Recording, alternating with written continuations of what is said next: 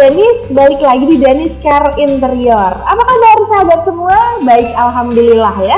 Nah, siang cerah gini, sahabat tetap semangat kan? Harus ya. Jadi mau cerah, mau mendung, semangat tetap harus ya. Nah, apalagi hari ini kita mau mengajak sahabat nge-review mobil yang udah gak asing lagi nih. Sahabat pasti bertanya-tanya dong, mobil apa ya yang mau kita restorasi hari ini? Nah, ini dia sahabat, mobil Mazda CX-5 ya.